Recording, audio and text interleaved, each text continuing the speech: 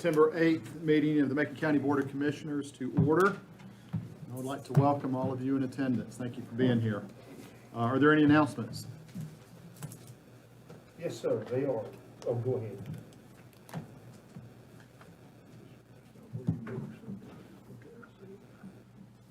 Announcements? Anybody? Yes, Sorry. sir. Go ahead. Mr. Chairman, I'd like to announce something real good, we think. We made application to the local government federal credit union. Every year they give out grants to organizations called innovative grants, and we applied from No Wrong Door. And I'm happy to report that out of a lot of applications, we were one of the ones in the state that was awarded that. So congratulations to all those at No Wrong Door, to Sheila and all the volunteers. And we think that's pretty special in the state. So I wanted to make that announcement. It was $1,000, and that don't sound like a lot, but to No Wrong Door, that's a lot of money. So I wanted to make that announcement, Mr. Chairman. Thank you. Thank you, Commissioner. Any further? We'll all rise. We'll observe a moment of silence, and I'm going to put Sheriff Holland on the spot. Ask him to lead us in the pledge.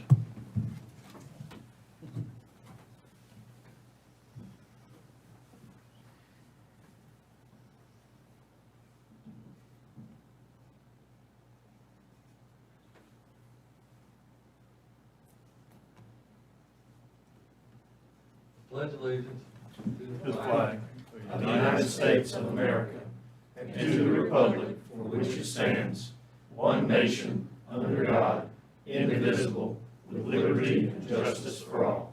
Thank you, Sheriff.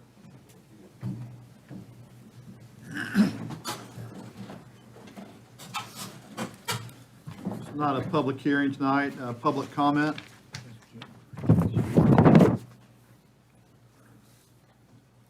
We don't have anyone signed up. Anybody want to raise the roof? Tommy? No? All right. Any phone calls? Good. All right. Any additions to the agenda? Mr. Chairman, if we could, under 10B, add RFP for Macon County High-Speed Internet Access Service Expansion Project. In the course of our conversations and as we continue moving forward with this RFP and conversations that we've had with the North Carolina Rural Broadband Infrastructure Office, we do have some minor changes that we would like to discuss to that RFP that brings it more and gets it kind of dovetailing in with the North Carolina Great Grant Initiative, which funds have recently or will be anticipated to become available in October. Okay. Anything else? Yes, if we could pull item number 11C from the agenda. So remove it? Yes. Okay. Okay. We got anything else, Chester? No, sir. Mr. Chairman, under new business, on 11C, if you would please add a discussion from Macon Program for Progress on a request concerning child care and health consultant. We'll talk about that at that time. Thank you. Child care health consultant. Anybody else? Can we get a motion to approve the agenda? So moved, sir. Motion by Commissioner Bill. Second by Commissioner Shields. All in favor? Aye. Item 9, reports, presentations. North Carolina Green Power Grant, Mountain View Intermediate School. Welcome, Jennifer. Thank you.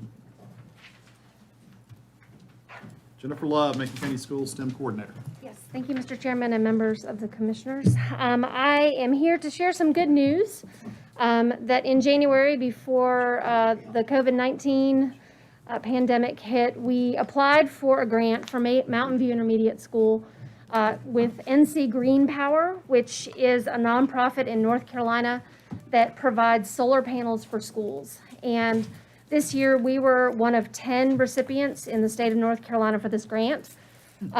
We also received the Southeastern Credit Union supplemental grant that goes along with this that bumped the solar project from a 3.5 kilowatt hour project to a 5 kilowatt hour project. So we get more power from the panels that we are hoping to install. The only thing that the school system is required to do is to launch a fundraising campaign for $6,000. And so the $6,000 number came from the tier status of the county at the time that the grant was written. And so they, instead of the $9,000 for tier 2, they said that we needed to raise $6,000 because at the time they were classifying Macon County as a tier 1 county. So $6,000 we need to raise before September 30th. And we've got a really great start. We've had several individuals from the community that have already contributed. The community can go to ncgreenpower.org, and there they can see the Mountain View Intermediate School project, and that's where they can contribute. We've also had several community organizations that have donated, and also a very generous donation from one of our industries here in town. We still have approximately $1,500 left to raise before the end of the month. I have had a few organizations and individuals say, oh, I'm contributing, but they haven't arrived yet. We need to raise about $1,500 still for the project. And so, and that again is by September 30th. And so I'm just letting the community know about this opportunity. What will it do for our schools? So for $6,000, it will generate this panel, which will be put on a pedestal in front of Mountain View Intermediate School. We receive roughly $24,000 worth of equipment and teacher training to teach the energy curriculum, which is we chose Mountain View because 5th and 6th grade has several science standards that look at energy, alternative energies, but also how energy is produced. And so those supplemental, the equipment and the professional development will go to that school and to those teachers to use. In addition to that, the panel will generate about $800 of power a year. It's called net metering, and so as the panel generates electricity, that $800 will come off of the electric bill for the school. Panels last for approximately 40 years, sometimes longer, sometimes a little bit less, but 40 years is the average lifespan. So we're looking at about a $32,000 savings from this small little 5 kilowatt hour panel at the school. So that's exciting. The other thing that they're going to be providing is in your packet, you can see that they're going to provide an energy station that we can link this to our website, to the school's website, and the Macon County School website has a weather station on it. So that we can use that for weather data. And it also will show the students in real time how much energy the panel is generating, and also the community. So the community can kind of see how this energy project is working. I have some other information there on the back about the specifics of the solar panels that we're going to be using. But at the end of September, I'm hopeful that we will reach our goal so that we can move forward, and they are looking at installing the panels sometime between October and December of this year, and then the professional development would take place hopefully in the spring of 2021. And we can send 5 teachers from the school to be trained with the panels and how to teach the curriculum. How many KW, if they said how many KW it generates? 5. 5? Yep. In what period of time? So depending on how the exposure of the sun, and if it's a cloudy day, the time of the year, so sun exposure throughout the day, just depends. On average, it will generate roughly $800 of savings a year. But how many kilowatts? I can't really answer that because, It well, only allows you 20, so. the maximum this will generate is 5 kilowatt hours. And In what so period of time, do you know? it's 5 kilowatts per hour. So it's 5 kilowatts You know, Duke has a in limit. full sun, They in full won't let you sun. generate but 20 before you get any money back. Did you know that? This project, because it's part of a 501c3 nonprofit, they're working in partnership with the energy companies. And so I had to have all of that approved.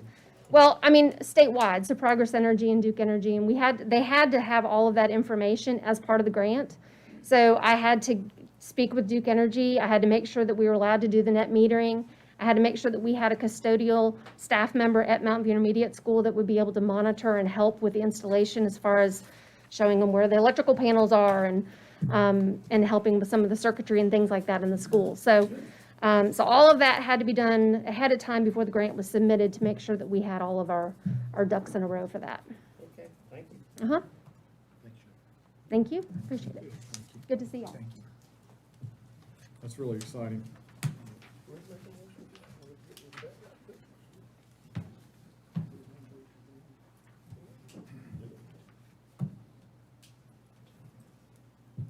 I think Jennifer's been one of our people we invested in here a couple of years ago. And I'd like to make a motion that we help her out with that $1,500. That we don't let this project die. You had some of our industry people who've contributed this, some individuals. I'd hate to get right to the end of the month and we lose the whole program, right, Jennifer? You lose everything. If you get to the end of the month, you don't have that $6,000, right? Yes, so if you don't have the $6,000 raised, we forfeit the project. So Then if you're in that's a big September problem 30th. of trying to return money, is that correct? So because it's like a GoFundMe account, anyone who submits funding to the project will not get their funding back. They're essentially donating to the nonprofit, and then the nonprofit is using donations from all over the state and other grants that they write to help install panels. I believe the last time when I heard this, you talked about this, is that you wanted to get as much commitment from the community as you could, which is the $6,000, obviously. When would be your finally notice to us, say, look, we've got everything but X, Y, Z monies that you could alert to us? They have asked, I can ask for an extension, September 23rd. So if I need an extension on the fundraising time, they are willing to give an extension under the circumstances. We were not notified that we received this grant until the beginning of June. And so we've really only had, and then of course school, everything was school. And so we've really only had over the summer to use social media and emails and just reaching out to people that I know have supported our school system in the STEM program. And so that's basically how I've been doing the fundraising so far on the website. Ms. Shields, if I would, what I might suggest would, if you'll go ahead and make the motion for the 1,500 in the hope that those other people will still contribute, because there are gonna be some costs. You know, looking here about the grounding and about all that stuff that's not covered. Now, the panel don't have, the unit don't have to be grounded, but where you run it into the panel, there's gonna be some extra cost there. Well, so I do want to, sorry, I didn't make that clear, that the only thing we have to cover is $6,000. It's going to cost, sorry, I don't have the number in front of me, roughly $28,000 to install this panel. That's the labor involved and the actual panels themselves and hiring the electricians to come in and do all of this. So it's much more expensive to install this type of panel than what we're paying. We only But I'm have saying it wouldn't hurt for you to $6,000. go ahead and hit these businesses if we can approve this 1,500 tonight. Go ahead and hit these businesses, and don't hurt to have a little reserve. Yes, well, and they also said that if you raise over your $6,000 goal, they will increase the size of the panel. So if that's our option, that if we want to increase the size or if we want to just contribute that to another school that's trying to raise money, so. I'd like to make a motion then that we proceed with this and make a donation of $1,500 Out of contingency. out of Contingency.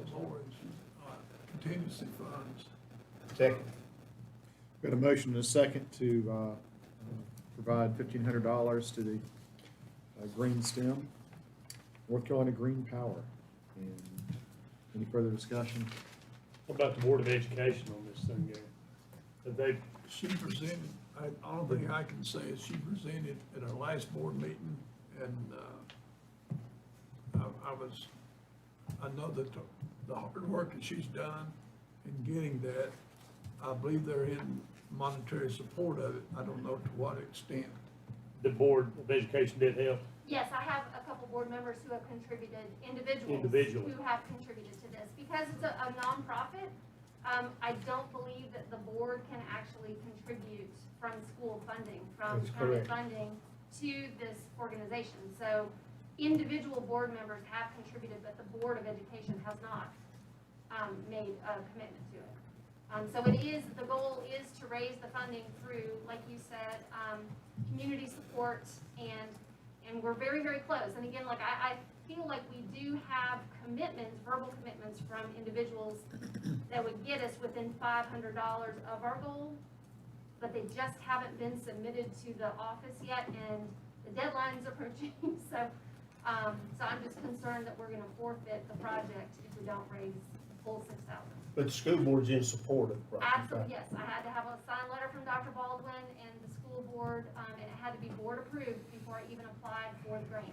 So that's all been done. And when Lori made the vote, I was thinking about up to $1,500, but I just heard you say you feel like you can get it pretty close. So if but she gets over that, they might get get a more. bigger. Correct. Okay. I'll stay with my motion. All right, I have a motion on the floor. Any further questions? All in favor, signify by saying aye. Aye. Jennifer, now, the county will have to write a check to the school. We can't contribute to a GoFundMe page. Is So that there enough? is an address in here of where donations in check form can be written. Okay. And all you have to do is in the memo line, put Mountain View Intermediate School. And if I know that a check is coming from Macon County, I can let them know. The person that I've been working with this organization, they've been really fantastic to work with. And I can let them know that that's coming and to expect it. Okay, thank you. You got Thank it you. right here. Thank you very much. When will that check go out there? Will that be in time? Oh, yeah. Sure. All right, update on services offered through the Crawford Senior Center. Mr. Betancourt, welcome. Thank you, Mr. Paul, Chairman. welcome. Thank you. That's pretty amazing. I was just looking at your numbers. And that's just the It's a meals. slight increase. Just a slight. So Yes. just along the vein of some additional good news, you do have in your packets information on the increase that we've seen over at Crawford Senior Center. I'll talk a little bit about the meals, and then Jennifer will talk about some of the other services that are continuing despite the pandemic. So you'll see a side-by-side comparison, 2019 to 2020.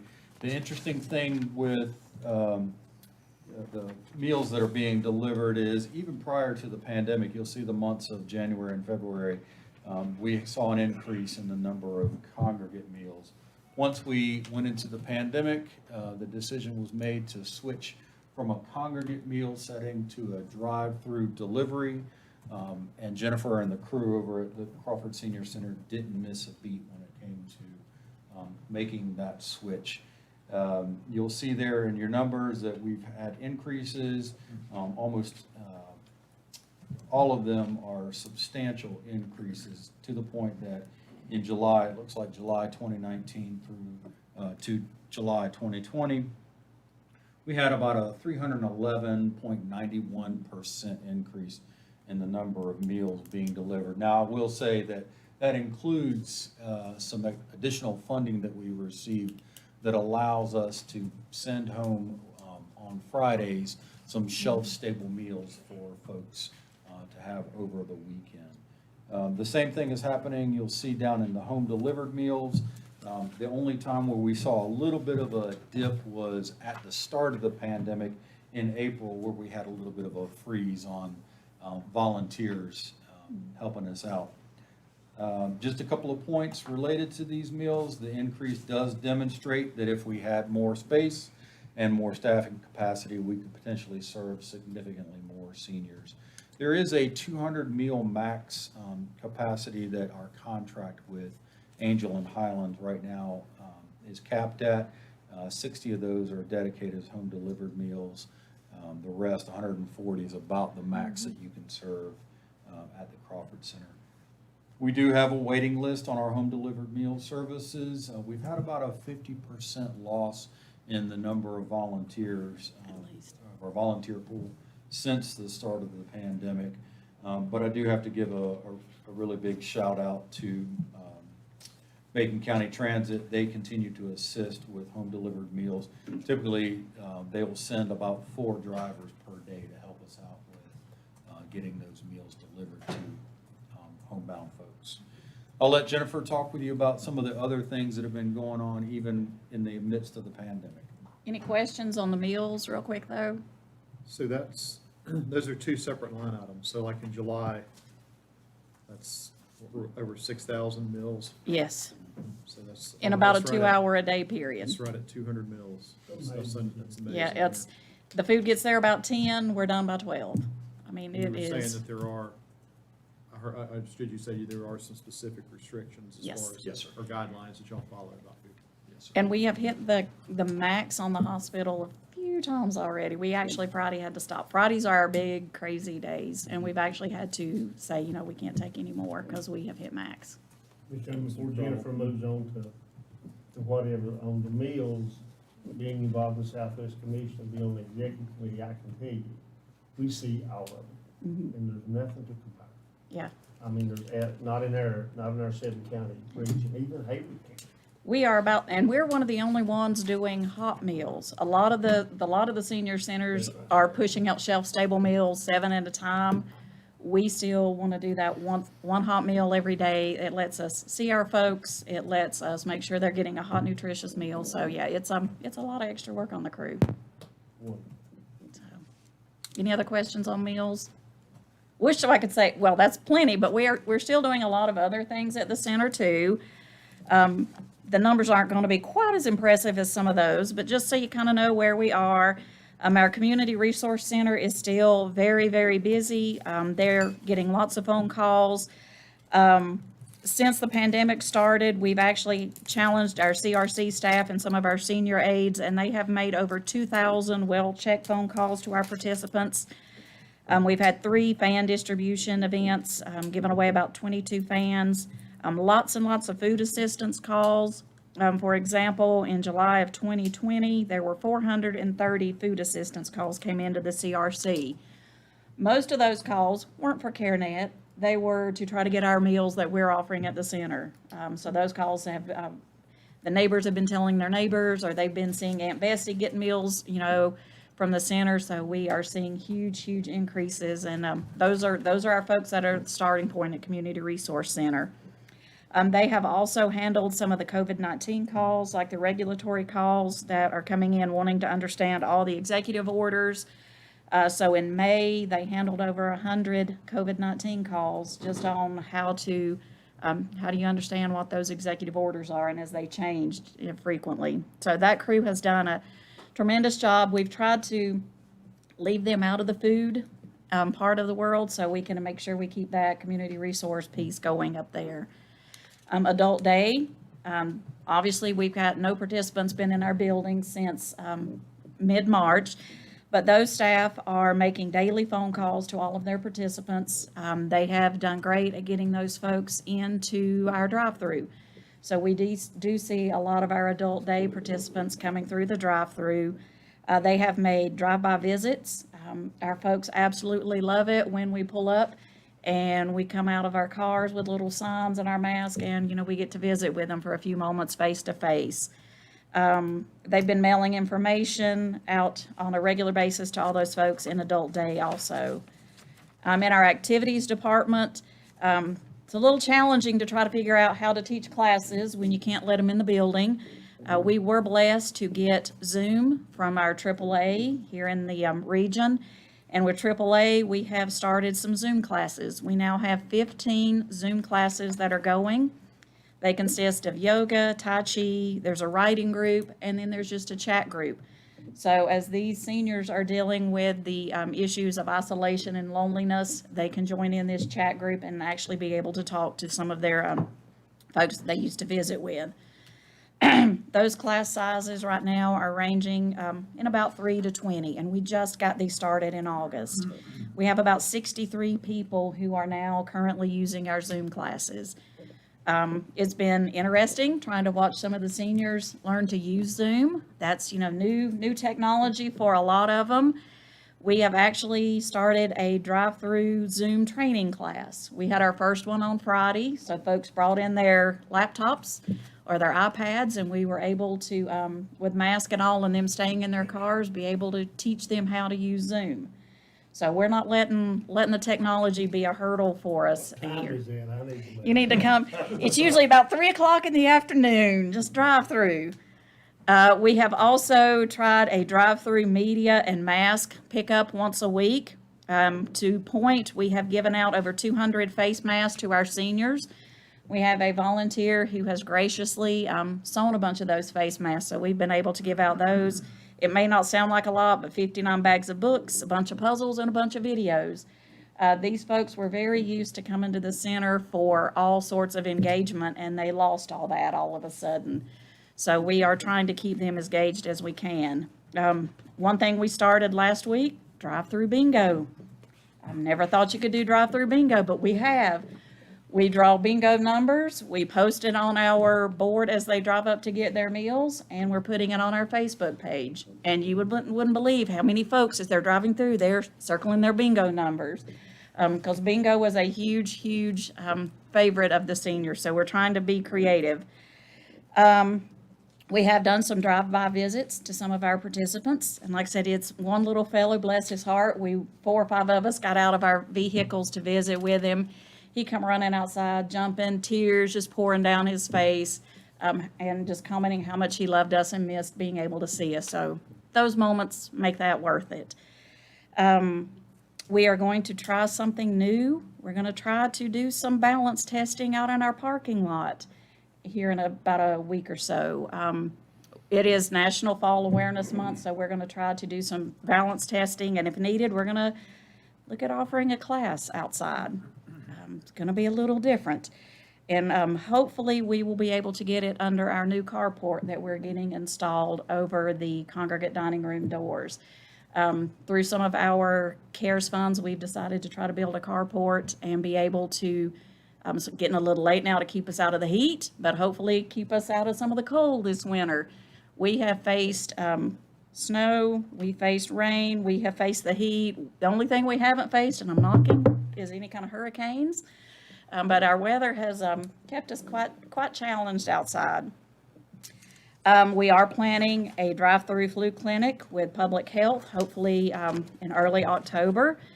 And some fun stuff we're looking at for the holidays. I challenged the staff and I said, normally folks come in to see us for the holidays. That's not going to happen this year, so we're going to have to get creative and take our ideas out into our parking lot. So we're going to plan a drive-through trick-or-treating for our seniors in October. So we'll dress up one afternoon, they'll get to drive through and get goodies from the staff. For Veterans Day, we're not going to forget those folks either. Any of our veterans who will come through that day will get a flag, and we're going to make sure we recognize all of them in our newsletter. Thanksgiving, we're going to have a tree of Thanksgiving out in our front yard. And we'll ask our folks to write on a leaf what they're thankful for. We're going to laminate those leaves and hang them out on our tree. Just to try to remind folks, there's plenty out there we still need to be thankful for.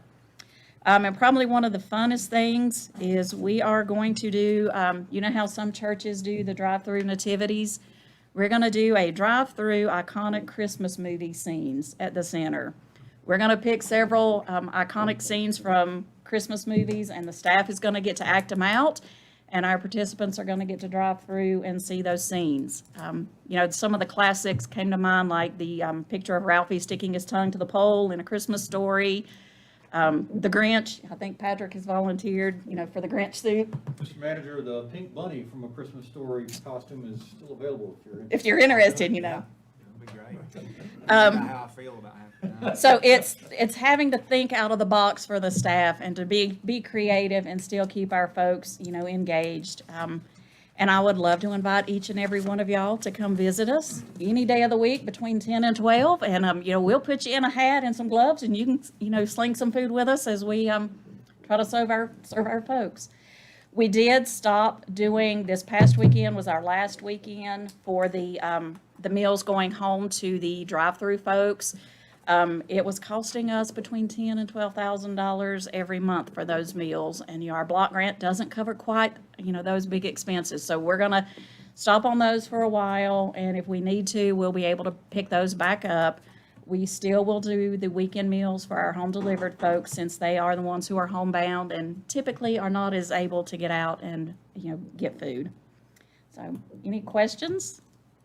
Jennifer, Patrick, thank you both. Awesome, for thank you. volunteering, Jennifer, on behalf of all of us. And we lost a bunch of volunteers. We're about half what we normally have. Kudos to the staff over at Senior Yes. Services. In regards to psychological help, Mm-hmm. I'm sure you're seeing an increase in needs in that area. Do you have what you need? Yeah, we do. We do. We've got some good resources that we can refer them to. The biggie with that we're seeing is obviously they're all wanting to know when they can come back and dealing with the loneliness. So we're hoping some of those chat rooms and things will help them have that connection back in.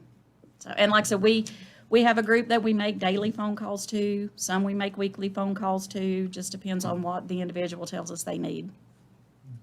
So, all right. Thank you. Thank you, Pat. Yes, sir. Thank y'all. All right, Mr. Manager, under the first page of our agenda, it's got 9C as Mr. Jenkins. I presume that's what 10B is going to be? Yes. Yes. Okay. So we'll move on to 9C, the Team Hollow update. Gentlemen, as you'll recall, last couple of meetings, there's been a number of people that have come in and asked the commissioners to look into and see whether or not there was anything the county could do for some problems that they're having up at 62 Team Holler. In a nutshell, there's just as a recollection, there's a lot of trash up there. There's been some sanitary sewer issues raised. There's been the potential of alleged drug activity. There's been the potential of yelling and shouting, just a number of problems. The board tasked myself and the county manager to look into this matter and see what, if anything, we could do. As a result of our last meeting, we contacted each of those individuals that spoke at the last meeting and invited them to a meeting on the 20th of August to basically meet with them and to receive from them chronological summaries of any firsthand information they had about these various complaints. They were contacted in advance of that meeting, and we had a real good meeting with them on Friday, August 20th. I believe it was on Friday, if I'm not mistaken, maybe a Thursday. In any event, we received those summaries. I've reviewed those summaries. It's important to know what sort of firsthand information that you have. If you're going to go to court, if you're going to do anything legal, you've got to have admissible evidence, not just hearsay evidence. You've got to have admissible evidence. So I've now got a pretty good feel for what we have that's admissible evidence as a result of the reports that those individuals were kind enough to put together, as well as some individual investigation that was done. We had, I guess we met nearly 2 hours with those folks and had good discussion. I have pretty well completed my process to date. And in the course of meeting with these folks, though, on the 20th of August, I told them that it was absolutely essential for them to keep their eyes open and continue to make reports to law enforcement if there's criminal activity up there, and to make those reports ASAP so that if there's an opportunity to gather evidence that we don't lose that opportunity. Same for sanitary sewer type issues. To report that there's something wet and smelly on the ground 3 weeks ago and it's gone today, there's not a lot we can do with that.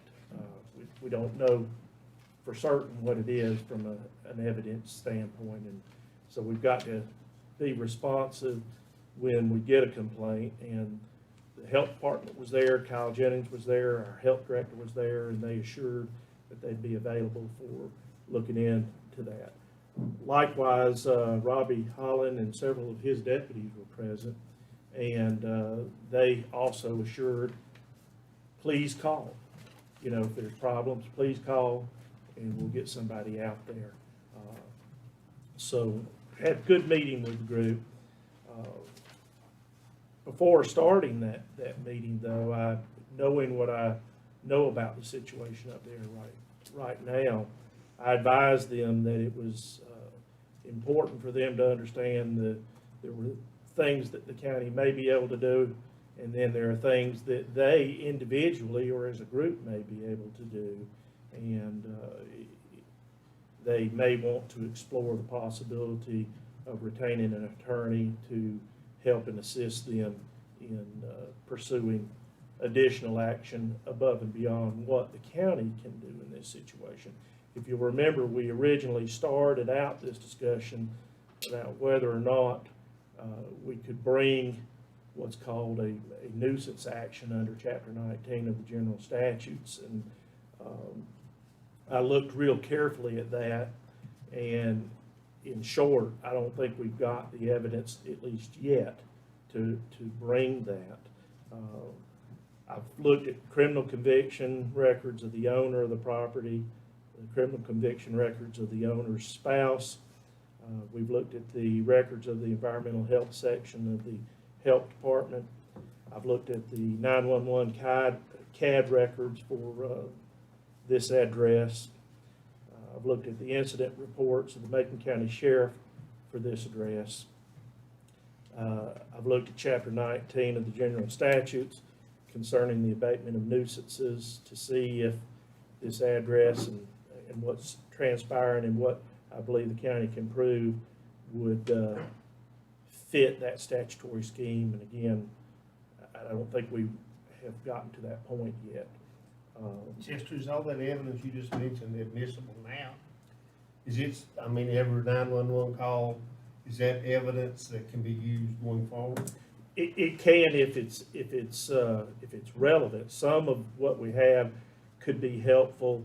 Some of it's not going to be helpful. I mean, you have situations sometimes where, for example, just as an example, where there's alleged criminal activity, and you go up there and you look at it, the law enforcement goes up there and looks at it, and if they make an arrest, for example, there have been some charges of drug use up there, but when it came to be prosecuted, it was, the charge was dropped, and there was like a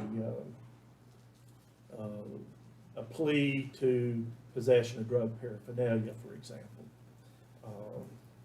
And that doesn't fit the criteria, the paraphernalia doesn't fit the criteria of the statute. So you're a little short in a few, and you've got, you know, a number of types of things like that that you're looking at.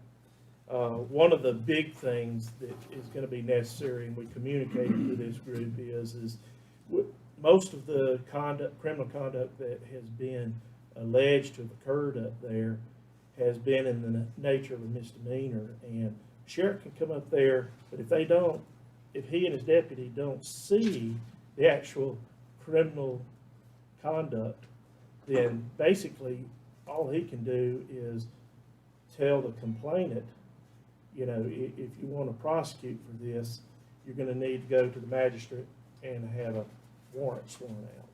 And we've made it abundantly clear to these folks that if they believe they've been the victim of criminal conduct, then they need to go discuss that with the magistrate to determine whether or not a warrant should issue.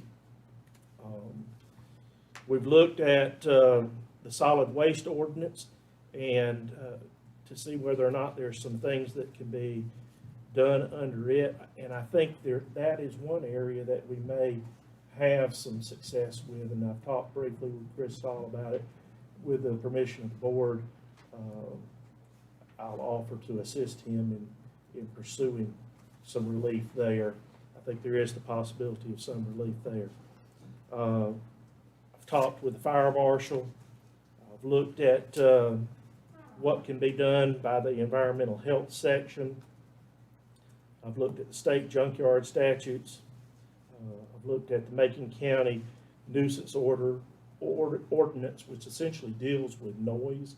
And I think there's some potential for the sheriff to be able to dust that off, look at it. It may possibly fit some of these situations where there's yelling or arguing or generators running all night long and keeping people up. There may be the potential for application there. We've looked into what DSS could do or what DSS has done concerning that address. We've looked into what other actions the county could take. For example, tax collection, tax discovery on some junk cars or junk campers that are there. Theoretically, if those have value, they're supposed to be listed for tax purposes, and people are supposed to be paying taxes on those things. And if they're not, then I think the collection activity could be taken on it, and if necessary, there could potentially be execution on those where the county could remove those things and properly dispose of them. So I personally have driven up there and to view the situation. I photo documented what I saw, and these folks they're not overstating what a mess it is up there. It is a mess. If any of you interested in seeing photographs, I'll be happy to share those with you. In my opinion, it's a mess.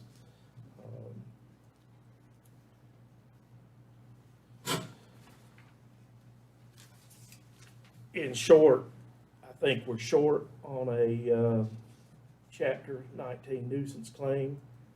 I think the health department has been out there multiple times dealing with septic system type of issues, properly disposing of gray water and black water. And I think they have dealt with those issues, from time to time. The question is, has it started back up? And that's a possibility. The problem is when the health department gets out there, they're not finding problems at this point. That being said, we emphasize the need for them, the minute that they observe something, if they can safely photograph it, and immediately call the health department. I told them if they can't get hold of them to call me. So the bottom line is we've got to get admissible evidence. The solid waste ordinance does proscribe piling up large amounts of trash on your property. And I think those parts of that solid waste ordinance may well have application to this property. And I'm going to encourage, if the board approves, for Chris Stahl and myself to work together to try to get that part of it started. And then I think the sheriff, he and I can talk about whether or not any of the situations that he's coming across might possibly fit the county's nuisance ordinance dealing with noise. There may be some possibility there. And I would encourage the commissioners to see if we can't get some VIN numbers on those cars. There's probably a half a dozen or more cars that are just parked up there in various states of disrepair. There were at least 3 campers up there, again, in various states of disrepair. And I think county ought to look and see whether taxes are being paid on those. And if not, perhaps a discovery be done, tax bills sent, collection efforts started, including but not limited to the possibility of executing in order to take care of the taxes and And if an execution occurs and the county becomes the owner of those vehicles, then at that point in time, the county's free to dispose of those vehicles. So, and again, I think it's important, I don't see any of those owners here tonight, but just for the record, it's important for them to consider whether they want to join together and potentially hire an attorney to represent them in a civil nuisance type case. They certainly have rights above and beyond the rights of the county to deal with this situation, and they probably need to get advised as to what they can and can't do. I'm not in a position to advise them. I can only advise the county in this situation, so. And again, we reiterated the need for them that if they feel like there's been a crime, they need to go visit the magistrate unless the sheriff is able to make the arrest on site. So do you need action out of this, Chester? No, more than anything, just trying to let you know what we've done. I do want to get a little bit of guidance as to whether or not you want me to make referrals to Chris Stahl, Solid Waste, and to the tax department as far as checking into, you know, the listing of those properties. And then, of course, Robbie and I talk often, and so he and I will talk about what we can or can't do under this nuisance ordinance that the county has. Does anyone have an issue with that? One question, can you elaborate a little more on what grounds you think we have, what would happen in regards to solid waste? Yeah, you know, I don't have that ordinance with me, but in a nutshell, basically, the ordinance says that you can't use your property, basically a landfill or you know, a place to dispose of property, that you need to be disposing of trash and solid waste properly, and that means at the landfill or at the convenience center. Would the county be pursuing those folks cleaned up, or would the county go on site and do the cleanup? I think basically what we would do first, the ordinance requires that solid waste director contact these folks, let them know that he believes there's a problem and that they have X number of days to address the problems themselves, and failing to do so, then there are remedies provided under the solid waste ordinance that the county could pursue. And that's us cleaning it up? Well, I think basically you've got a number of potential remedies.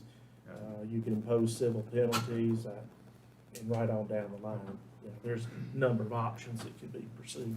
Hopefully, the letter would be such to encourage them to do what they needed to do so that they did not run into the various options that the county might have. Thank you, Chester. I think we've got a consent among the board members for you to pursue that. Thank you. Thank you, Chester, for helping these folks. Yeah, if you're interested, 19 just doesn't get us there. It's limited to things that we just really don't have strong evidence on just yet. So we might get it, but we're not there yet. Moving on to old business, offer to purchase property located at 11099 Buck Creek Road in Highlands. Mr. Jones?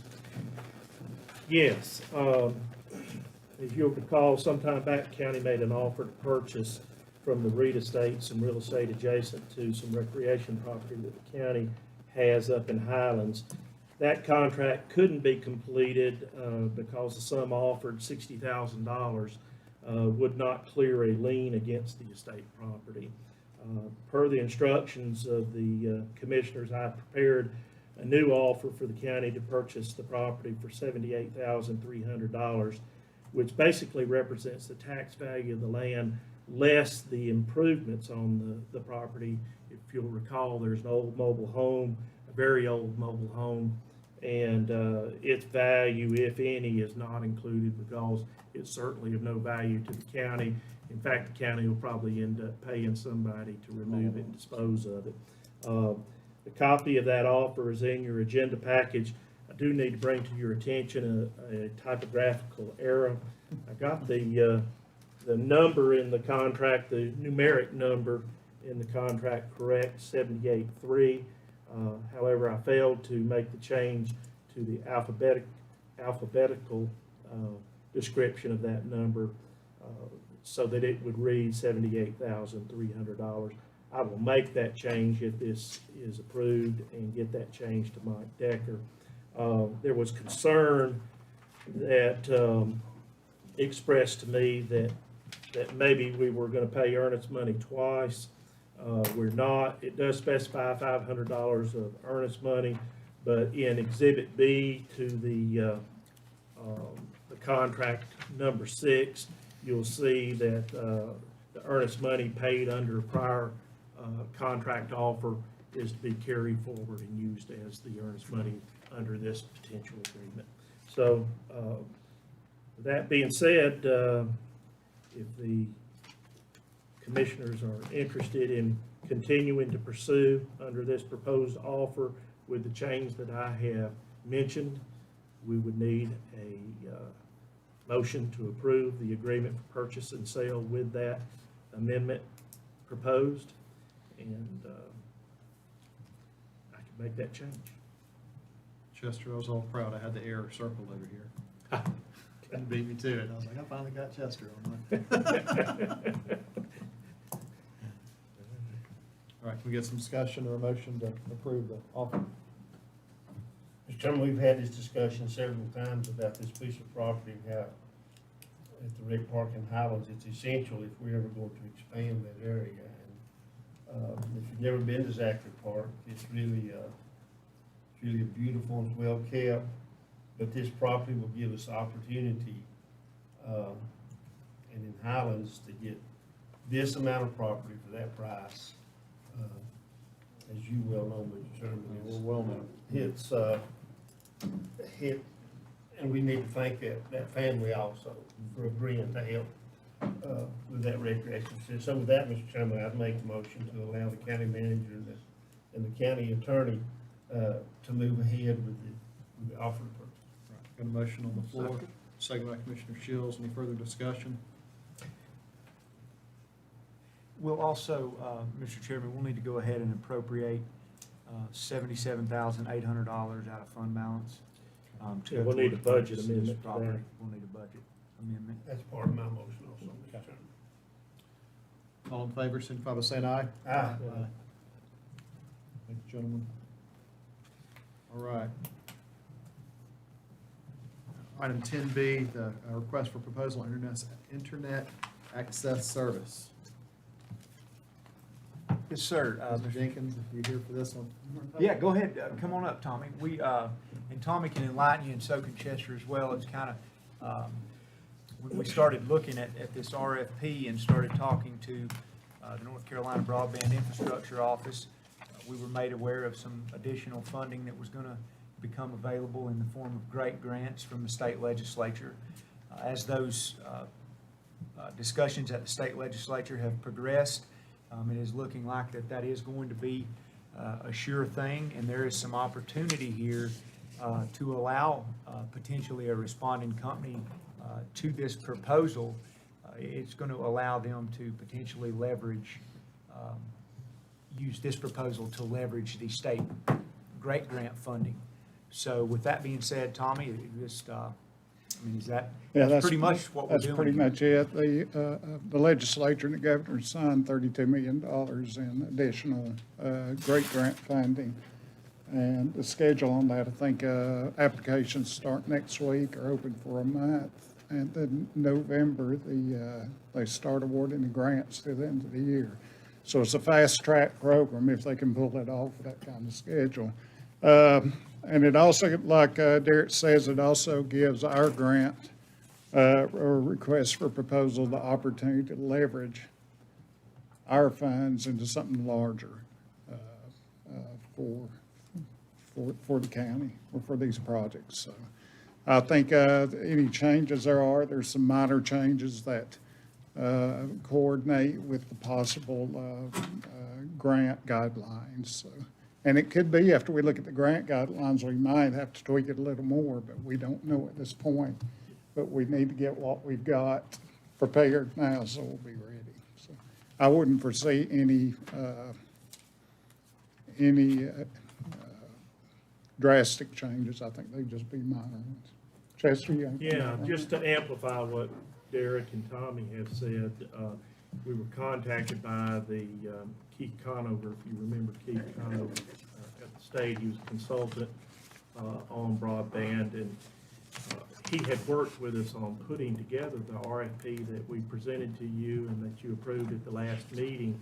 And he became aware of the development on these great grant funds, and he said, hey, you guys might want to hold up, basically, and get your RFP to where it works with great grants, because you may find that instead of, having a smaller project, it may well be that you can get a whole lot bigger project by making your RFP great grant friendly, if you will. In other words, talking the same language as great grants.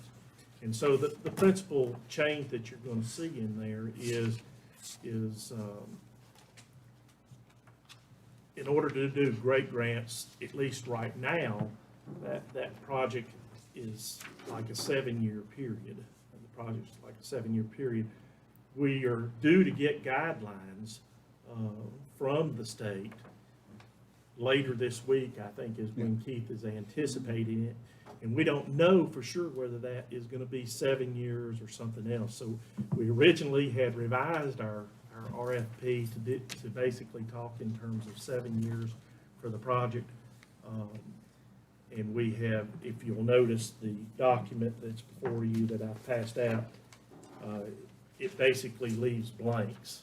And because we don't know yet, because the guidelines haven't been issued, we would be asking the board to approve that document with the blanks, with the understanding that you're authorizing your county manager to complete those blanks, and those dealing with great grant issues consistent with the guidelines issued on the great grant. So our only other choice was to ask y'all to come back, and we figured if we could handle it this way, y'all might be appreciative. So, One other thing, if I could add, is that the RFP does give the opportunity for other projects also. yes. So there's, I've already had a couple of discussions. One of the big points in these great grants is for the, if a applicant for a great grant is able to show that it is partnering with a local government or otherwise to get something done for the local government or in that area, they get some good points in the award process. And so we added that language at the very end as well to accommodate that.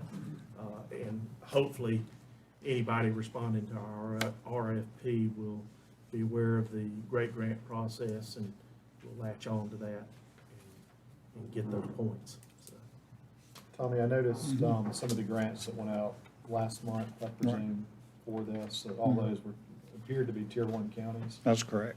Do you think that'll have any effect with us, seeing as we're have the distinction of being a Tier 2 now? Well, out of that grant cycle, nothing will affect what we're doing. This grant cycle is actually opened for Tier 1, Tier 2, and in some instances, a Tier 3. So, It was geared for rural. yeah, it's geared for rural. And Tier 3, the Tier 3 counties are, it covers rural areas within those counties, so. What's the deadline for?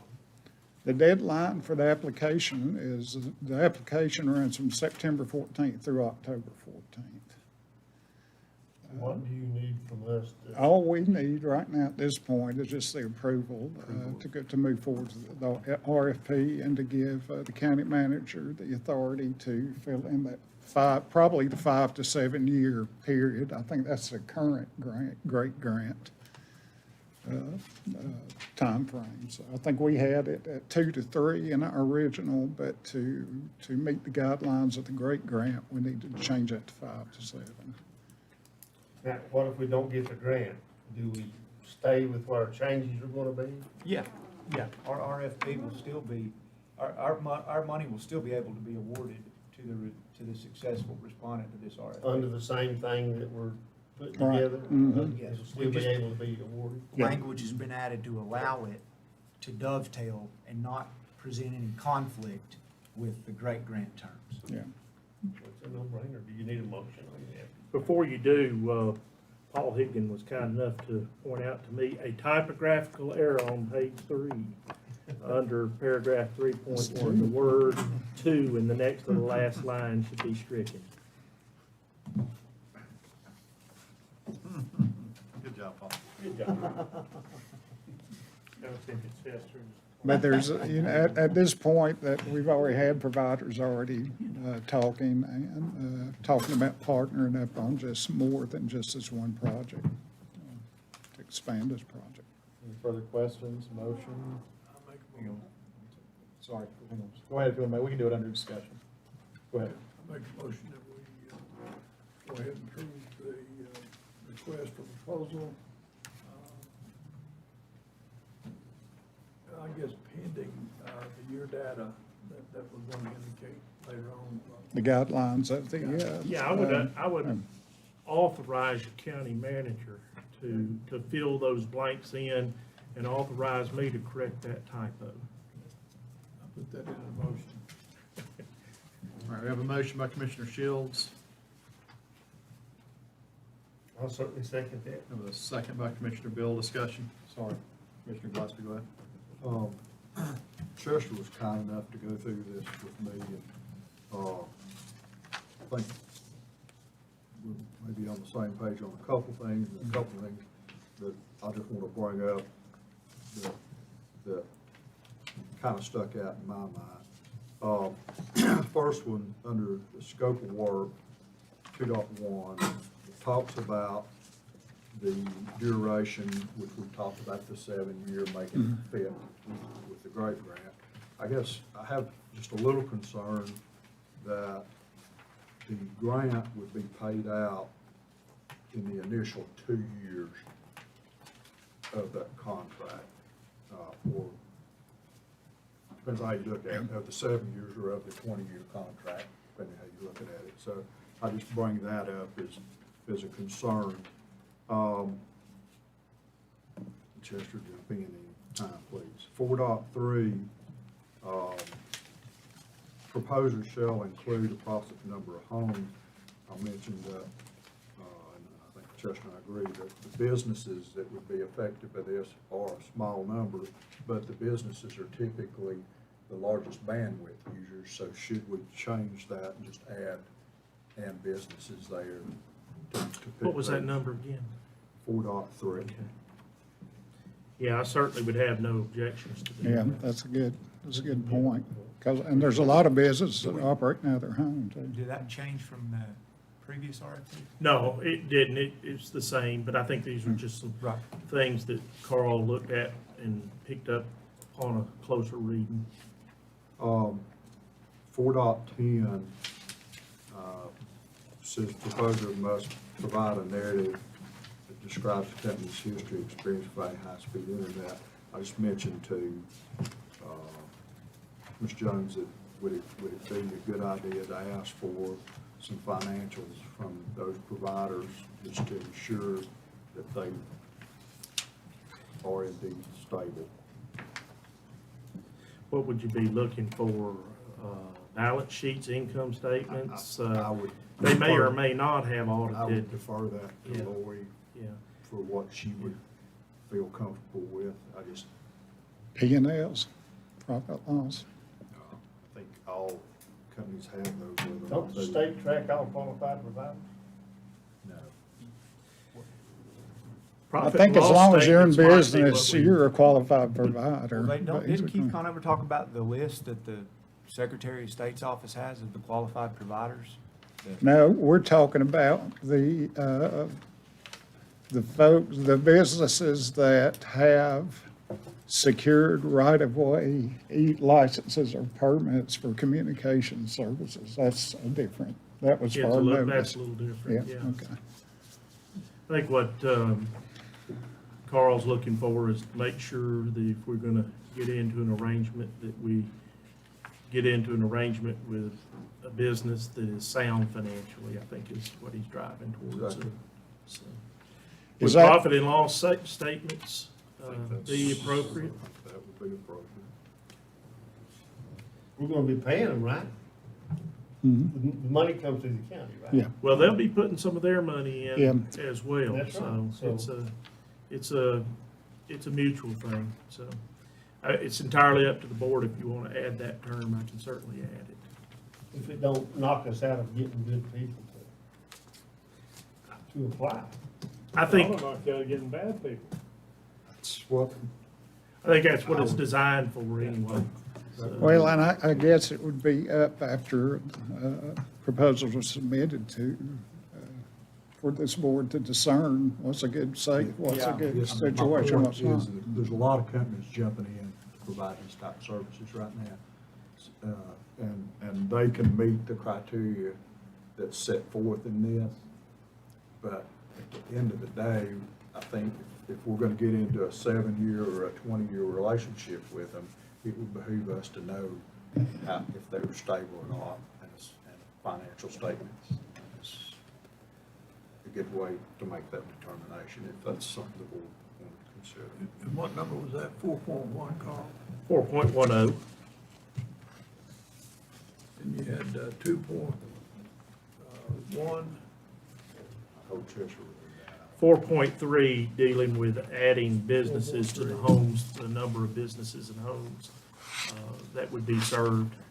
So what you're saying, Thomas, whoever submits a RFP, like we put it out, and they submit their application to us, this board, or, after Chester looks at it, or whoever's in Chester's seat looks at it, and Derek looks at it,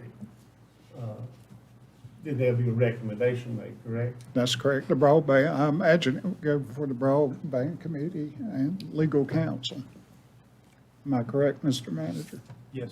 Okay. And I'm thinking these recommendations, things that I noticed would just help give them another tool to make that. I think they're good recommendations. Okay.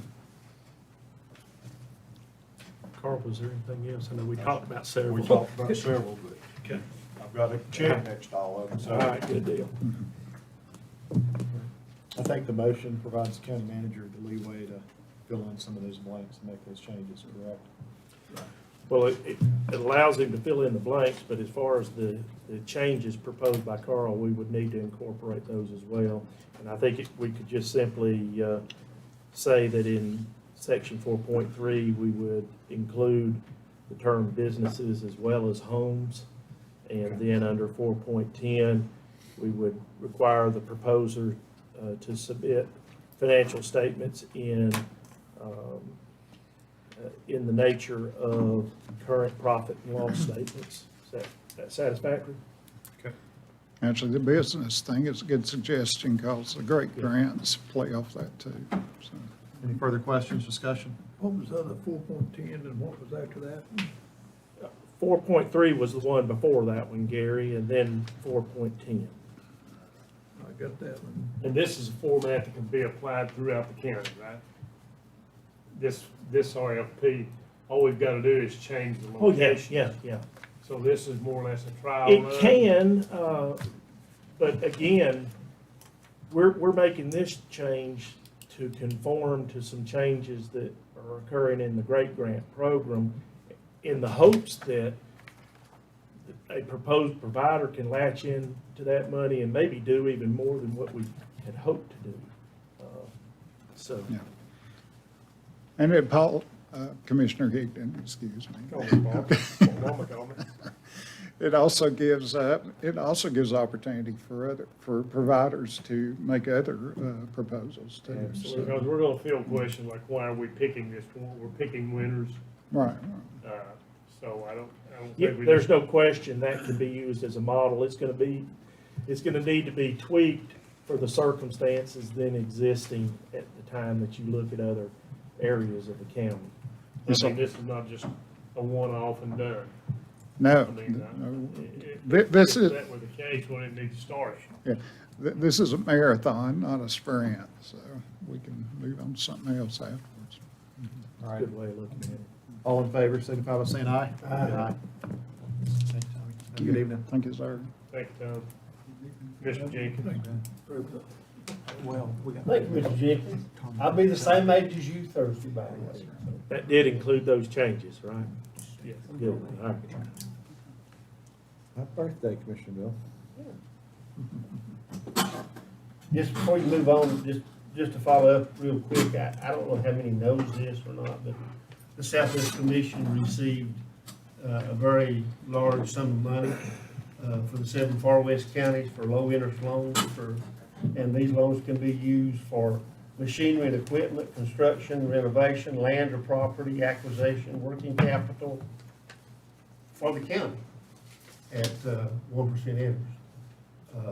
So that money is available. Applications will probably start in October, November. So I think the county manager is well aware of that, and we should keep that in mind. It's a very large sum of money. It came through the CARES Act, 2.6 million. So far, may get more. And and it's just for our 7 Far West counties, so, and it's for businesses also, not just for governments, but it's for businesses, and but I think we can certainly keep that in mind as we move forward. Thank you. All right, moving on to new business, proposed revisions to telecommunication tower ordinance. Yes. Mr. Jones. Planning Board has been working on changes to the wireless telecommunications facilities ordinance to streamline or allow for administrative approval or denial of applications for smaller wireless telecommunication structures, that being 50 to 125 feet, which will have the exclusive purpose of providing broadband services. The Planning Board through Joe Allen has delivered unto me some notes for drafting purposes. I've had a couple of good conversations with Joe in order to make sure I understood the notes and the intent of the Planning Board. I have taken those notes and I have attempted to incorporate them into the existing wireless telecommunication facilities ordinance the best way I know how to do in order to make them work well and dovetail with the existing ordinance and existing statutory law. Still have a few matters that I need to discuss with Joe Allen. I did have a chance to speak briefly with Gary this evening, and he clarified a few things for me. But I hope to speak with Joe tomorrow and then distribute these copies of this proposed amendment to the ordinance to Joe tomorrow or Thursday, so that the Planning Board can discuss those changes that I have proposed at their meeting Thursday evening. Once the Planning Board is satisfied with my work and the changes that I've made, I believe they will be presenting this proposal for the board's consideration. If the board is inclined to move towards approving this arrangement, you may want to go ahead and instruct me and the county manager to go ahead and set up a public hearing for your next meeting. This is one of those that you've got to advertise 2 weeks, and the publication deadline to get it in is Friday for the next Wednesday. So you're saying for the October meeting, Judge? Yeah, I think that's, if you're inclined to seriously think about passing that ordinance at that time, we would need to get a public hearing at least scheduled. You don't necessarily have to take it up at that hearing, at that date, but you at least got your public hearing out of the way. One additional item, Joe sent an email out today to the planning board, and he's hadn't been able to be at work to work on this like he wanted to, and because of that, there would not be a planning board meeting this week as scheduled. Okay. But he felt like he would be back at work in short order, and when he gets back, then that would be first thing on the planning board's agenda to review that. So Would the planning board be likely having a call meeting before the next? that's the Okay. plan right Well, I'll coordinate with him. He's been great to take my calls. I know he's been under the weather and, so, So that just came out this afternoon. yeah, okay. Thank you, Chester. Thank you, Carl. Thank you, Shields. Thank you. All right. Alternative jury site. Yes, due to the COVID-19 pandemic, the Chief Justice of the Supreme Court for the state of North Carolina directed by rule that senior resident superior court judge for each judicial district determine whether or not a county's courthouse is appropriate to handle jury trials given COVID-19 and the challenges for social distancing. The court personnel, together with Judge Coward, took a look at our courtroom and our courthouse facilities and determined that there's no way you're going to meet those COVID-19 social distancing challenges. The Chief Justice of the Supreme Court then basically directed that alternative locations be found to hold jury trials in the counties where a county courthouse was not appropriate to handle jury trials given social distancing requirements. Judge Coward basically has determined that we can't handle jury trials in this courthouse and that we need to look for another place. And county, of course, is responsible for providing adequate court facilities to the judicial system.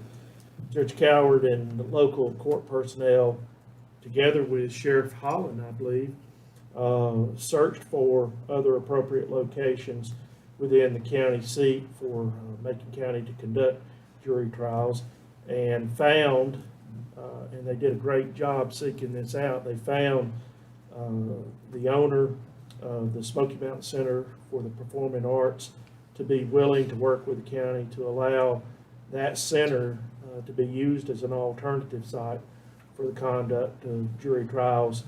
The judge and court personnel, the sheriff, myself, all went and looked at that facility with the folks at Smoky Mountain Center for the Performing Arts and determined that it could be set up and used and social distancing requirements could be met. The owner has indicated a willingness to work with the county very closely, has presented a draft agreement. I've reviewed the same. There's some proposed revisions just to get some things technically correct in it. The discussion has been basically that the county could utilize this facility. I think the preliminary discussion has been $300 a day.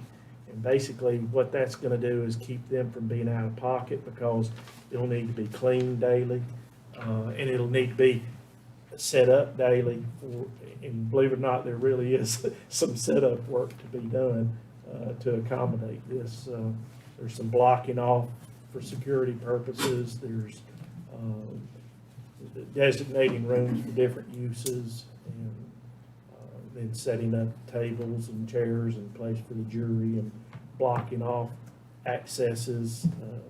So $300, I will tell you, I think is just it's a gift from the owner of the facility. And so I would encourage you to have me go ahead and finish up the negotiations on a proposed agreement with the eye of coming back at the next meeting and hopefully having an agreement that we can approve. The jury trials will start the 26th of October, and so we really need to get an agreement in place in advance of that date. Is that gonna cause you more security needs, Sheriff? No, I think we'll be okay. I think it's important too that we understand too that this $300 a day, they're also gonna provide us with staff there that will run the electronics, the lights. And It's all covering that. their power bill and, It's covering That's more. you know, it is, That's a real it's a deal. The Judge Coward, Sheriff Holland, and court personnel, I think, realized that it was a tough assignment, and they called on the owner, and he was more than willing to help. And And in Superior Court, can't you, sheriff, call like 150 jurors? Oh, yeah, they call a Easily. bunch. Yeah. And, You need a motion or a nod? could I, not- I think we need a nod more than anything. I just wanted to make sure y'all were clear this was coming and that it would be on your plate in October. Don't be surprised. Bring it to it. Okay. Thank you, I Justin. think that's a deal. All right, moving on to item 11C, MPP discussion of the child care health consultant. Thank you, Mr. Chairman. If you remember back, when we did the budget, there was a $12,000 request from MPP for the requirement of the child care health consultant. That was not included in the budget because we were so unsure of how everything was going to move forward with this. Fortunately, but unfortunately, the kids are back at MPP, and we found out that that the health consultant now is probably more important than ever. When you think of a consultant, it's not just somebody in this situation that tells you what they think should happen. It's somebody that takes the action. And so, I think the total, Derek, do you remember the total? It was $12,000. I mean, I'm 12, but I mean the total that hit, if we put up the 12, they get 100 and, I think it's about, I think the position is 40-something thousand when we had it here. It was about $42,000. It covers that Smart Start nurse, and the $12,000 we had contributed in a prior budget year, kind of when we had passed that to MPP. And, you know, like you were saying, that was one of the things, you know, that while it is a very, very important and a much-needed service, it was unfortunately couldn't be included in the budget, but it's, and we just didn't know. We had the discussion as liaison to this department. We did have the discussion at that time thinking, well, are we even gonna have kids? You know, nobody, if you remember back at the end of June, the middle of June and May when we had this discussion, but it has come to fruition that this position is now very important. It will cost us $12,000 in a match, which makes 24 that they will have, and they can make up the balance for the child care health consultant. A little history here, if you remember, this was through the Macon County Health Department. Macon County Health Department lost this grant, basically, and MPP did pick it up. So, Mr. Chairman, I'd like for the board to enter into a discussion that we grant the $12,000 out of contingency for this year to have this child care health consultant. If, you know, talking to Mr. Sutton and others at MPP, you can imagine in this, be careful how I say this, in this day and age, and the children that's coming in, that really needs to be looked at with their health concerns, now more than ever probably. They've not had that opportunity. If MPP had been open all the time, they would have been, you know, they would have had some help. But with the situation, and now that it is back open, those of us involved just feel that it's more important than ever for some of our children, and there's a lot of them at MPP, as you know, Mr. Chairman. So with that, I'd like to make a motion that we grant the $12,000 for the child care health consultant for the remainder of this budget year, and with the hope that you know, once it's parlayed to the other monies that they get, it can really, we all think it can really benefit some children of our community. So with that, Mr. Chairman, I make the motion that we take $12,000 out of contingency and forward it to MPP. And if we don't do this by the end of September, the match goes away. So that's the problem there. So, Mr. Bill, Mr. Chairman, if the board is inclined to proceed with this motion, we would need a corresponding agreement like the one we had last year. and I could certainly prepare that for the $12,000 for the remaining year, provided that's part of Mr. Bill's motion, and provided we, as a board, authorize the execution of that agreement. The manager and myself and Mr. Sutton had a talk, three-way talk today about this, and that was brought up, Mr. Council, so. It'll be reading virtually identical. You'll have date changes, the amount change, and the fiscal year That's right. change, basically. So with that, Mr. Chairman, we're certainly open for discussion, but I'll make that motion. So I know we did not include it in the budget, and I think we had not an excuse, but a real purpose in not including that. It was so unknown. So with that, Mr. Chairman, I make that motion that we take it out of contingency because of the need of the child care health consultant. We have a motion by Commissioner Bill, second by Commissioner Shields. Any further discussion? Questions? All in favor? Aye. All right, can we get a motion to pass the consent agenda unless there's an item that someone would like to pull out? I'd like to also make a mention of that. I don't know if y'all noticed in it, but looked like there were some payments from the Macon County Fruit and Vegetable Growers Association. Or is that a refund, Mr. Manager? Did I read that wrong? What number is that? What section? Mr. Chairman? Page, it's on our consent agenda. Amendment number what? Oh, he's on, I got you. Keep going. I know it's under the tax collections. It's a release, it was a release for some, I think paving that, that the tax office felt had diminished in value, as well as, I think it was primarily a release. So we of the haven't value received of them, the I read that paving. wrong, we have not received any money from them, No, I don't think so. No, sir. but we're giving them some back. It's just on the property value. It's the release of the. No real money. No real money. All right, we get a motion to approve the consent agenda. Make a motion to approve it as All right, presented. motion by Commissioner Shields, Second. second by Commissioner Bill, all in favor? Aye. We have some board appointments for the Board of Health. Paul, looks like Motion we to have approve is recommended. Dr. Brenner, Mitchell Bishop, engineer, Dr. Foley, and we have a spot open. We have a motion by Commissioner Higdon to Second. approve, second by Commissioner Shields, all in favor? Aye. We have reason for closed session Yes, tonight? yes. Okay. Reason, Preserve the attorney-client privilege. okay. We get a Motion motion, going to closed session. motion by Commissioner Bill to go into closed session, Second? Yes. second by Commissioner Higdon, all in favor? Aye. If we don't want to go Gentlemen. any talk.